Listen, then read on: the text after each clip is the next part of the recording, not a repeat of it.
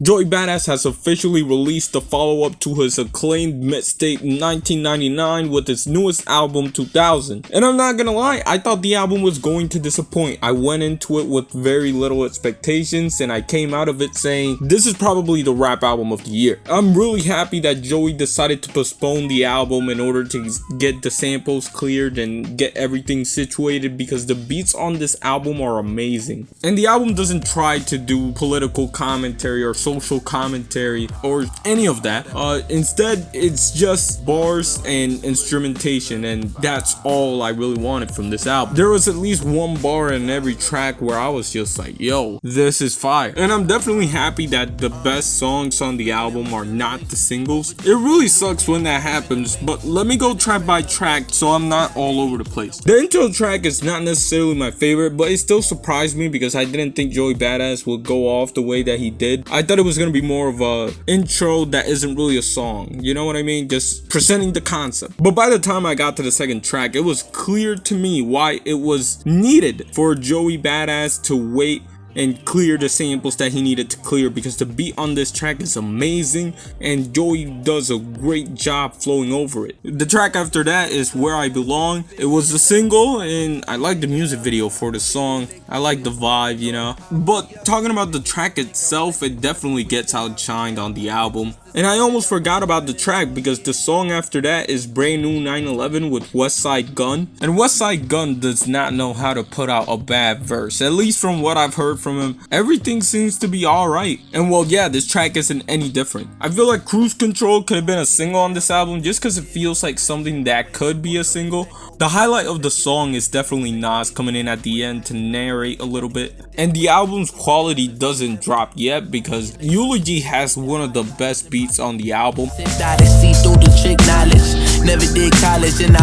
And it's a nice way to transition into zip codes. The bars here are cool, but I don't get why he's trying to flex that he dropped 7 bands on Rick Owens. Like, bro, that shit is ass. I am not gonna lie. Like, Rick Owens, not my thing. Ugly ass shoes, bro. This song ends off with a little bit of a skit there.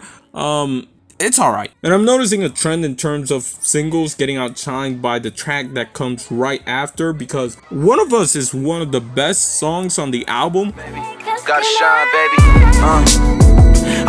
Joey's flow and lyricism on this track is top tier, and I wish I could talk about this track a lot, but I'm not, because after this the album takes a dip in quality.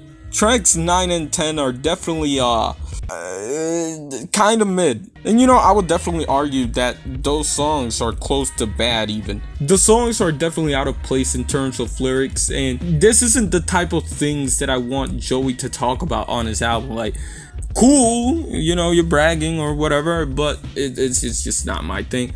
And I definitely thought the album was gonna nosedive into mediocrity for the rest of it and Joey Badass was just gonna coast. But alongside JID, he would actually start to pick it up again.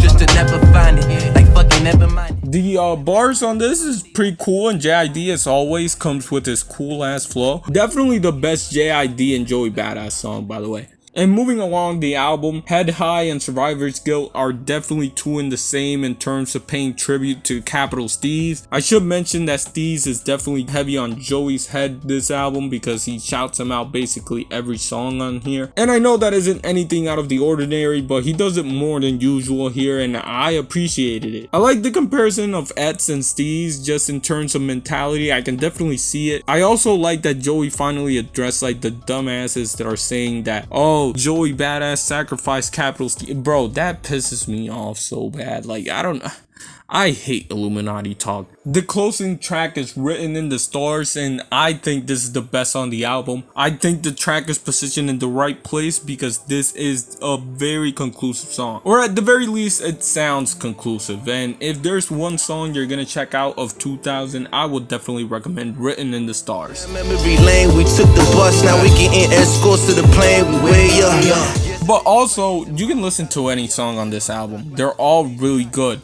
except track 9 and track 10. Avoid those by any means. All in all though, I think this album has a really good case for the best rap album this year. In my mind, it's between this and Mr. Morale and the Big Steppers right now, because Kendrick's album definitely grew on me. I still think it has its problems, but when I'm sad, you know, it's a really good listening. I'm definitely happy that Joey Badass is back, and I'm excited to see what the future holds. Anyways though, I think that's all I wanted to talk about. And with that being said, shout out to Jay Dilla.